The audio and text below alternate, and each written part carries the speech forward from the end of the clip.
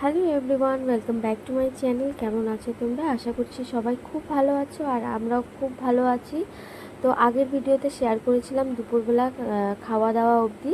তো তারপরে আর কোনো ভিডিও শেয়ার করিনি, ঘুমিয়ে পড়েছিলাম। আমি তো ঘুমাইনি, ছেলে ঘুমিয়েছিল। আর আমি ভিডিও এডিট করে তারপরে তোমাদেরকে আগের দিনে যে ভিডিওটা ছিল সেটা এডিট করে আপলোড করেছি।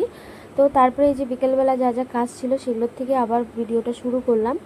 তো ছেলে ঘুম থেকে ওঠার পরে ও বাইরে একটু খেলছিল আর আমি বিছানাটা তুলে নিয়ে বিছানাটা গুছিয়ে তারপরে ছাদে গিয়ে কাপড় নিয়ে আসলাম। আর যেহেতু দুদিন থেকে একবেলা করে একটু হলেও রোদ হচ্ছে, তো কাপড় কিন্তু অনেকগুলোই ধুয়ে দিয়েছি। আর সেগুলোই তুলে নিয়ে এসে এখন ওই যে গুছিয়ে নিচ্ছি। আর বৃষ্টির দিন তো ওই একবেলা করে বৃষ্টি হলে আর একবেলা করে কিন্তু একটু হলেও রোদ দিচ্ছে আর কি 2-3 দিন থেকে। তো তার জন্য যা ছিল কাপড় সব বেশি বেশি করে ধুয়ে দিচ্ছি, যাতে করে আবার কন্টিনিউ বৃষ্টি না হলে পারে আর কোনো অসুবিধা যাতে না হয়। তো সব কাপড়গুলো গুছিয়ে নিলাম, নিয়ে এখন যার যার আলমারিতে বা কাপড়ের স্ট্যান্ডের মধ্যে সে তার তার জায়গা মতন সব কাপড়গুলো রেখে দিচ্ছি। আর ছেলে বাইরে খেলছিল, খেলে আবার একটু ঘরে এসে আবারও বাইরে চলে গেল। তো এখন ওই বিকেল 5টার মতন, 5টা 6টার মতন বাজে। তো তারপরে আমি ঘরটা ঝাড় দিয়ে নিচ্ছি। আর বিকেলে তো সেরকম একটা কাজ থাকে না, ওই ঘর উঠোন ঝাড় দেওয়া, তারপর সন্ধ্যাবাতি দেওয়া আর কাপড় জামা তোলা, তো এইসব কাজই থাকে। তো তারপরে এই যে সন্ধ্যাবেলা দেখো সন্ধ্যাবাতি দিয়ে এই বাড়ি চলে এসেছি মায়ের বাড়িতে। এসেই দেখি চা আর এই যে চিড়ে ভাজা, অনেক রকমের ঝুরি ভাজা চানাচুর দিয়ে আমার জন্য রেখে দিয়েছিল। তো এসে আগে সেটা খেয়ে নিলাম। তো এই যেখানে মা, দিদি, ভাগ্নি, নাতি আমার সবাই বসে সবাই আড্ডা মারছি এখন। আর ছেলেকে টিউশনিও পাঠিয়ে দিয়েছি। তো তারপরে এই যে আবার পরের দিন সকালবেলার থেকে আবার ভিডিওটা তোমাদের সাথে শেয়ার করছি। ঘুম থেকে উঠে আগে যে কাপড়গুলো ভিজিয়ে নিলাম আর ঘর উঠোনও ঝাড় দেওয়া হয়ে গেছে। তো আগের দিন রাতেরবেলা যেহেতু বাসন টাসন সব ধুয়ে রেখেছি, রান্নাঘরও পরিষ্কার করে রেখেছি, তো সকালবেলা আর ওই বাসি রান্নাঘরের যা কাজ থাকে সেরকম একটা চাপ ছিল না। আর ছেলের জন্য এখন টিফিন রেডি করছি। আর সকালবেলাটা না এতটা তাড়া থাকে, এতটা চাপ থাকে যে ভিডিও করাটা সম্ভব না। তো আজকে ভাবলাম যে যে করে হোক তোমাদের সাথে একটু হলো ভিডিও শেয়ার করি। তো ছেলের জন্য টিফিন রেডি করলাম। আর টিফিনে আজকে দিয়েছি একটা ডিম সেদ্ধ হাফ বয়েল করে দিয়েছি, আর সাথে একটা কেক দিয়ে দিয়েছি। আর সত্যি কথা বলতে কি জানো, তোমরা হয়তো কেউ বিশ্বাস করবে না, আমার ছেলে কিন্তু ওর এমনিতে খাওয়া দাওয়া নিয়ে খুবই ভেজাল। আর তারপরে ও দোকানের জিনিস একদমই খেতে ভালোবাসে না। প্রথম আমি এরকম বাচ্চা দেখলাম যে দোকানের জিনিস খেতে আর কি ভালোবাসে না।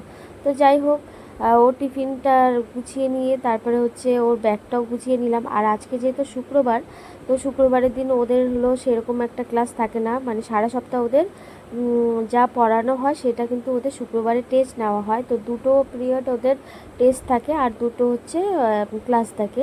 তো ব্যাগ গোছানো কিছু সেরকম ছিল না, তো আগের দিন রাতেরবেলা এর জন্য গুছিয়ে রাখিনি, পরের দিন সকালবেলা গুছিয়ে নিয়েছিলাম। তো তারপরে যে এখন ছেলেকে ব্রাশ করিয়ে দিচ্ছে। আর তোমরা ভিডিওতে দেখলে বুঝতেই পারবে যে ওকে কতটা জোর করে আমাকে সব কিছু করাতে হয়। ও সকালবেলা উঠে ব্রাশ করবে না, খাবে না, স্কুল যেতে চাইবে না, ড্রেস পরবে না, খুবই সময় লাগে ওর পিছনে। তো ছোট বাচ্চা, করার কিচ্ছু নেই। এর জন্য না আমি সকালবেলা উঠে ওকে যতক্ষণ স্কুলে না দিই ততক্ষণ কিন্তু আমি সংসারের কোনো কাজই করতে পারি না। আর ঘরটা দেখতেই পাচ্ছ একদম এলোমেলো হয়ে আছে, এখনও বিছানাও তুলিনি। ওকে আগে স্কুলে পাঠিয়ে দিয়ে তারপরে শান্তিতে কাজগুলো করব। আর যেহেতু ওর পিছনে অনেকটা সময় লেগে যায়, আর সংসারের কাজগুলো শুরু করে দিলে তখন কিন্তু আর বাচ্চাটাকে স্কুলে পাঠানো হবে না। তো তার জন্য সব কিছু না ভেবে চিনতে সব কিছু হিসাব করে একটা কাজগুলো করি আর কি, যাতে সব দিকে সব কিছু ঠিকঠাকভাবে করতে পারি। তো আজকে শুক্রবার ছিল দেখে ওদের পিটি ড্রেস ছিল, এর জন্য ওদের ইউনিফর্ম আজকে এই যে ব্লু কালারের টি শার্ট ছিল আর সাথে ট্রাউজার ছিল। তো এটা ওকে পরিয়ে দিচ্ছি। আর সকালবেলা চা করেছি, কিন্তু খাওয়ার সময় পাইনি, এতটা কাজের চাপ, এতটা তাড়া। বর তো খেয়ে গেছে, খেয়ে ওই বাড়িতে চলে গেছে গাড়ি নিয়ে আসতে আর ভাগনাকেও নিয়ে আসতে। তো এই যে দেখো আমি চাটা রেখেই দিয়েছিলাম, খেতে পারিনি। আর গরম করে চাটা নিয়ে এখন বসলাম, বাবুকে রেডি করে এখন বসলাম, ভাবলাম যে চাটা এখন খেয়ে নিই। কিন্তু চাটা ওই 2-1 চুমুক খেতে খেতে ওর বাবা চলে এসেছে। তারপরে আবার চাটাকে রেখে তারপর ওকে স্কুলে পাঠিয়ে দিয়ে তারপরে কিন্তু আমি চাটা খেয়েছিলাম। তো তারপরে আর আমাদের বাড়িতে দুটো কুকুর আছে, তোমরা হয়তো আমার ভিডিওতে দেখেছো। তো কালো দুটো কুকুর আছে। আর আমার বরের নিয়ম, সকালবেলা আগে ওদেরকে পেট ভরে বিস্কুট খাওয়াবে, তারপরে কিন্তু ও বাড়ি থেকে বের হয় কাজের জন্য। তো আজকে ও সময় পায়নি বলে আমাকে পয়সা দিয়ে চলে গেছিলো যে তুমি কিনে খাইয়ে দিও। তো ঘরে না অনেকগুলো বিস্কুটও ছিল, তো সেগুলোই আমি ওকে আগে দিয়ে দিয়েছি, কারণ ওই বিস্কুটগুলো না একটু নরম হয়ে গেছিলো, মানে ড্যাম ড্যাম হয়ে গেছিলো। তো ভাবলাম যে কেন ফেলে দেবো, বিস্কুটগুলো তো আর খারাপ না। তো সেটাই ওদেরকে মানে আজকে খাইয়ে বিস্কুটগুলো শেষ করে দিই। তারপরে বাবুকে এই যে স্কুলে দিয়ে তারপরে এখন চলে আসলাম। ঘরের সমস্ত কাজ এখন একভাবে করব, মানে ঝড়ের গতিতে আর কি করব। তো বিছানাটা আগে তুলে নিলাম আর ঘরটা একটু বড় ঘরটা আর কি গুছিয়ে নিলাম। তো তারপরে রান্নাঘরে এসে রান্নাঘরটা একটু মুছে পরিষ্কার করে নিচ্ছি, আর বাসনগুলো ছিল সেগুলো গুছিয়ে নিলাম। আর তারপরে যে বিস্কুটগুলো ঢেলে নিয়ে এখন ওদেরকে আমি খাওয়াতে যাব। আর এদিকে কিন্তু আমি প্রেসার কুকারে হচ্ছে আলু আর ডিম সিদ্ধটা বসিয়ে দিয়েছি। আর সকালবেলা যে কাপড়গুলো ভিজিয়ে রেখেছি তো সেগুলোই আগে ধুয়ে দিলাম, আর তারপরে রান্নাটা করব। কারণ হচ্ছে একবেলা ওই 1 ঘন্টা একটু রোদ হলে পরে কিন্তু তারপরে অঝরে বৃষ্টি হচ্ছে, তো কাপড়গুলো শুকানো কিন্তু মুশকিল হয়ে যাবে। তো এর জন্য ভাবলাম যে আমি আগে কাপড়গুলো ধুয়ে দিই, তারপরে বাকি কাজগুলো করব। আর দেখো, ঘরের কাজ কিন্তু বৃষ্টিতে করা যায়, কিন্তু বাইরের কাজটা কিন্তু আর বৃষ্টিতে করা যায় না। তো তার জন্য আগে বাইরের কাজগুলো নিপটে নিই, তারপর হচ্ছে বাকি ঘরের যা কাজ আছে সেগুলো করব। আর তোমরা বিশ্বাস করবে না, প্রত্যেক দিন আমাকে এই 1 থেকে 2 বালতি কাপড় ধুতে হয়। আর আমার মনে হয় কি, যাদের ঘরে ছোট বাচ্চা আছে তাদের প্রত্যেক দিনেরই এটা রুলস আর কি, নিয়ম, ডিউটি, এটা করতেই হবে। 1 বালতি করে কাপড় অন্তত ধুতেই হবে। তো তারপরে যে ছাদের মধ্যে কাপড়গুলো মেলে দিয়ে এই যে দেখো আমার কি অবস্থা, ঘেমে চুরে একাকার।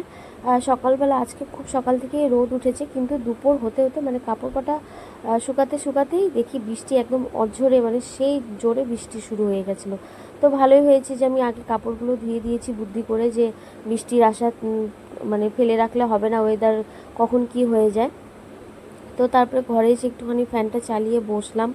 আর এতটা মানে হাঁপিয়ে গেছি, ঘেমে গেছি না, তো বসে একটু ঠান্ডা জল খেয়ে নিলাম। তো তারপরে একটু রেস্ট নেওয়ার পরে তারপরে হচ্ছে রান্নাঘরে চলে আসলাম রান্না করতে।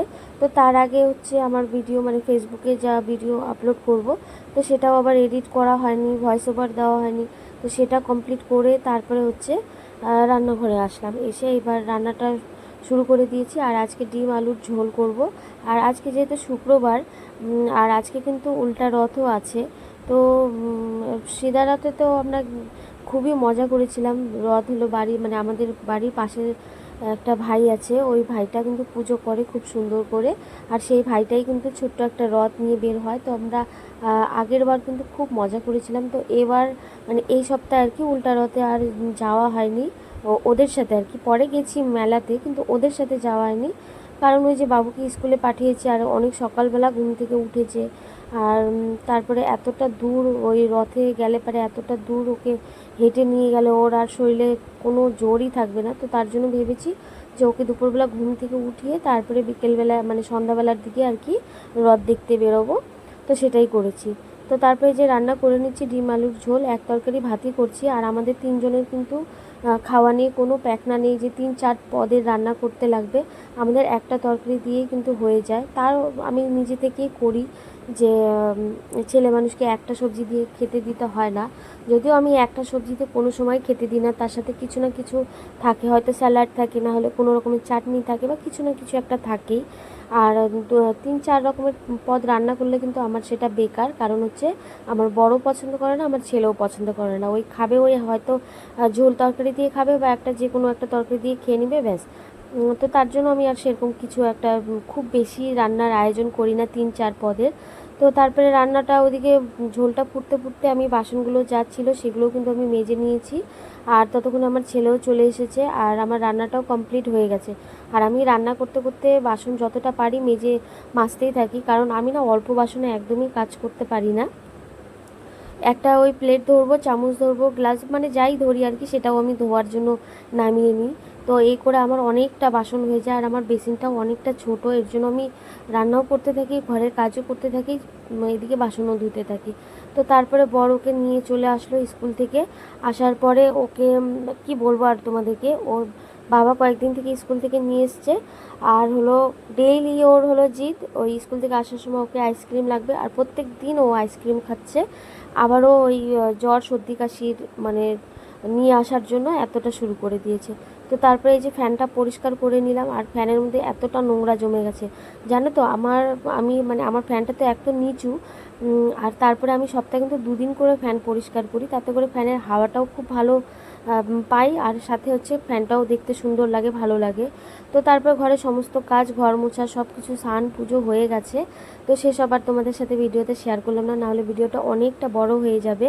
তো এই যে পুজোও করে নিয়েছি, আর এখানে এই যে আমার বড় ভাসুরের ছেলে শুয়ে টিভি দেখছে, আর আমার ছেলে বাইরে খেলছে। তো আমার এই যে ঘরের দেখো সমস্ত কাজ হয়ে গেছে। তো সব কিছু ভিডিওতে শেয়ার করলে তো অনেকটা বড় একটা ভিডিও হয়ে যায়, তো যতটুকু পারি তোমাদের সাথে শেয়ার করলাম। তো কেমন লাগলো আজকের ভিডিওটা কমেন্ট করতে একদমই জানাতে ভুলো না। আর যারা নতুন আছো আমার এই ভিডিওতে, তাদের কাছে একটাই রিকোয়েস্ট, যে ভিডিও দেখার পরে যদি তোমাদের ভালো লেগেছে তো সাবস্ক্রাইব করে নিও চ্যানেল।